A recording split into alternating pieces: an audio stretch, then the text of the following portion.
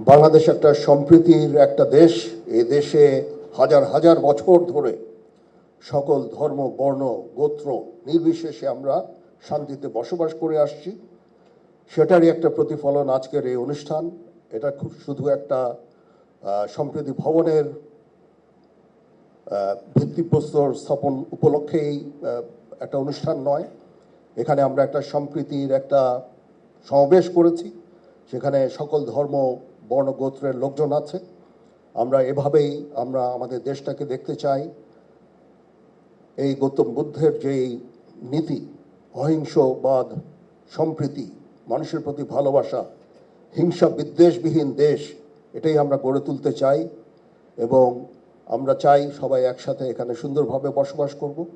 সেই উদ্দেশ্যেই আমরা সবসময় কাজ করে যাচ্ছি।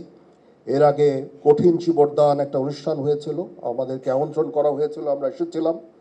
তখনও জিওসি 9 পজিটিভ ডিভিশন তার লোকজন দিয়ে আমরা সবসময় শান্তি শৃঙ্খলা বজায় রেখেছি। এখন এই সম্প্রীতি ভবনের জন্য আনুমানিক 7.5 কোটি টাকার মতো ব্যয় হবে, সেটা আমরা ইনশাল্লাহ করে দিচ্ছি। এবং এখানে 24 পদাতিক ডিভিশন, 24 কনস্ট্রাকশন ব্রিগেড কমান্ডার এইখানে ভূমিকা রেখেছেন।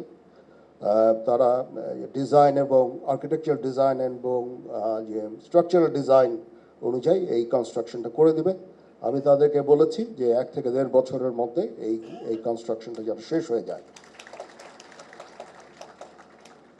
ইনশাল্লাহ আমরা সবাই আপনাদের সাথে আছি।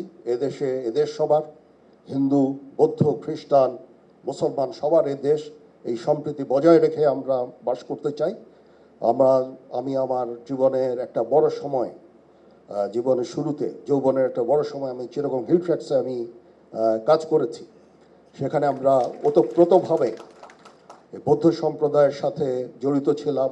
সেখানে অনেক কঠিন চিবরদান অনুষ্ঠান হয়েছে, সেখানে গিয়েছি এবং তাদের সাথে ওতপ্রোতভাবে আমরা কাজ করেছি। আমরা চাই যেরকম হিল ট্র্যাক্সে পার্বত্য চট্টগ্রাম যেন শান্তি বিরাজ করে, তার জন্য যা কিছু করতে হয় আমরা করতে রাজি আছি। সমগ্র দেশে এই সাম্প্রদায়িক সম্প্রীতি রক্ষার জন্য যা কিছু করতে হয় সেটা আমরা করতে সবসময় সদা প্রস্তুত থাকব। আমি মাননীয় প্রধান উপদেষ্টাকে আবার ধন্যবাদ জানাচ্ছি। ওনার অনেক কর্মব্যস্ততার মাঝেও উনি রাজি হয়েছেন এখানে এসে, এবং উনি আমাকে অনুপ্রাণিত করেছেন এই কাজের জন্য। এই জন্য ওনার প্রতি আমি কৃতজ্ঞতা জ্ঞাপন করছি। এবং আমরা ইনশাআল্লাহ সবাই মিলে এই দেশ জাতিকে একটা শান্তির জায়গায় নিয়ে যেতে চাই। গৌতম বুদ্ধের বাণীর এখন এই বর্তমান সময়ে অত্যন্ত গুরুত্বপূর্ণ। আমরা শান্তির দেশ চাই, শৃঙ্খলার দেশ চাই। আমরা এখানে হানাহানি বিদ্বেষ চাই না।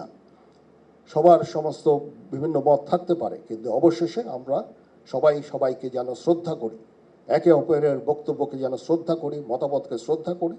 আমাদের নিজস্ব মতামত থাকবে, সেই অনুযায়ী আমরা অবশ্যই কাজ করব, কিন্তু আমরা একে অপরের প্রতি যেন শ্রদ্ধাবোধটা থাকে সেদিকে আমাদের লক্ষ্য রাখা অত্যন্ত জরুরি।